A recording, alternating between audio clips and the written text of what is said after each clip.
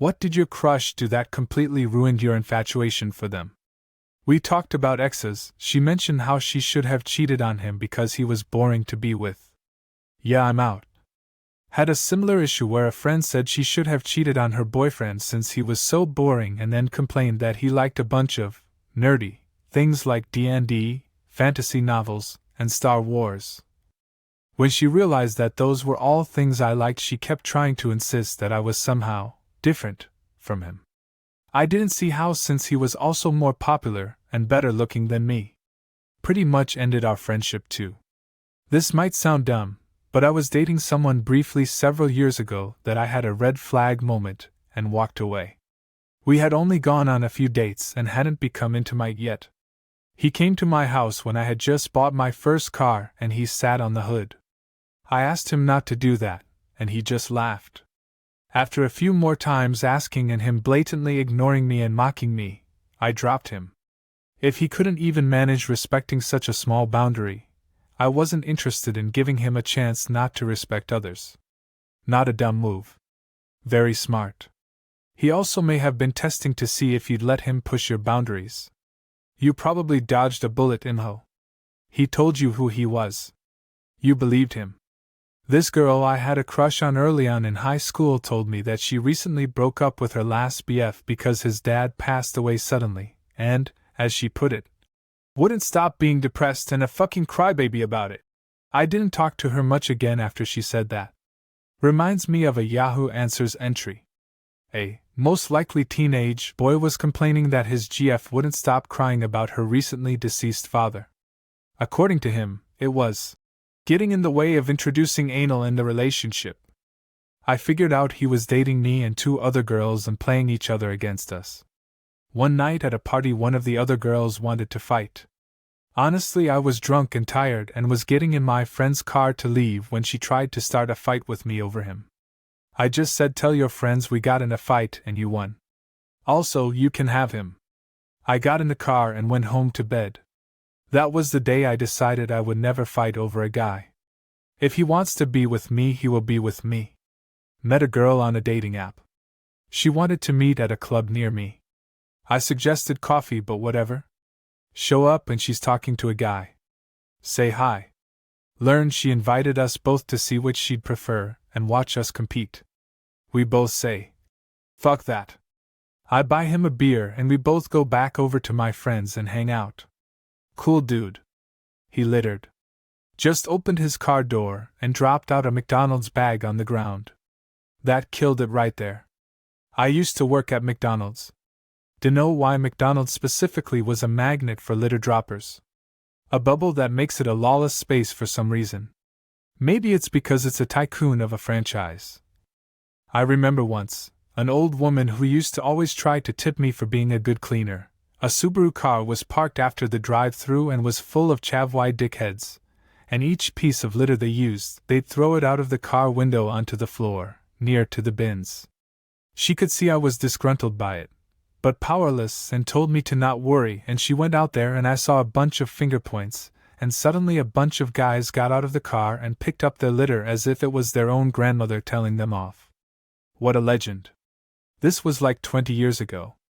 I hope she's still alive and well. He was rude and dismissive to my little brother. I know little brothers can be annoying, but he, brother 13, wasn't being nosy or disrespectful. He just wanted to know if my crush liked video games. I'm also really close to my siblings and wanted them to be included. The next boyfriend I had / now husband spent hours teaching my little brother to play old school StarCraft, and to this day 6 years later they still play video games together at least once a week. Upgrades, people. Not a crush, but someone I was seeing, ghosted me when I started chemo. I went on a date with a girl, she called me up and we hung out 2 days later. Just before our third date, she had told me that she had just learned she would have to start aggressive chemo ASAP, and if I wanted to walk away, I could. I stayed. It was brutal, but I couldn't just walk away. So many nights, I was mad that I couldn't help her more or was powerless to alleviate a lot of her surgery pains. But she got better.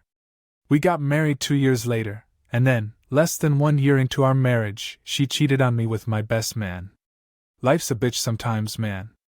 Noticed an attractive woman a few times at a local hangout spot. One evening we struck up a conversation. This led to a series of casual hookups. We'd usually meet somewhere, which kept it light and casual. One night she invited me to her place. Pretty quickly I realized that this was the home of a married couple pictures, etc. I asked if she was married and she said yes, but it was okay because he was out of town on a fishing trip. I'm not a saint, but it really bothered me because I didn't consent to have an affair with a married woman. I noped out of there and didn't look back. We had made plans for Halloween. We were supposed to go to a club and meet some friends. She ended up saying she was sick and stayed home. About a week later, I'm going to drop her off at her house and she told me what she really did on Halloween. She went to a different club with her friends, not ours. There was plenty of other issues in the relationship, but that one truth is what made me snap. I just dropped her off without saying anything, and a few days later broke up with her. I don't think she even cheated, just too much lying and manipulation. I loved my high school GF, and when we broke up in grade 12 I missed her ever since. 7 years later I messaged her to say happy birthday and that I hope she is well. Her reply was, "Thank you, I finally got away from an abusive guy, but now I gotta live in a shelter." My dumbass said, "I have a spare room, come stay with me, until you save up and get on your feet." Turns out she was a very intense alcoholic and squatted at my place for 2.5 years smoking poppers and drank with no initiative for anything. Before she decided to have a bath, started the water, then passed out drunk while I was at work. My apartment was severely flooded. I got evicted and I'm now living with my parents. My lease agreement was $1,200 a month for a 3-bedroom apartment with all utilities included in Toronto. I'll never get that again. Oh. This post made me remember a really hurtful one. When I was 17 at my first year at uni, I made friends with a girl in my year. It wasn't like instant crush, but she was funny and I grew to like her. One day we were going home after classes together. Turns out we lived pretty close to each other, chatting and joking. And at one moment she says, "I really like talking to you just about anything. I would have jumped you right now if you weren't so ugly." I was a really awkward teenager, severely underweight, skin problems and some other complexes. On top of that, very introverted, so it outright killed my remained self-esteem. Thing is that she actually didn't realize the effect of her words. It was like a passing comment to her, and wasn't said with malicious intent. That fact actually made these words even more hurtful. Moved in with her over the summer break and realized that we had nothing in common. No common interests or hobbies, and our lifestyles were completely different, and realized that except for flirting and schoolwork we really had nothing to talk about. For long-term relationships, you really only need a few things to really align. Parenting.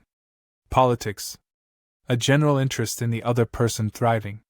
You can listen to things you have no interest in doing if you have this. Differing hobbies is actually a boon if this all hits right.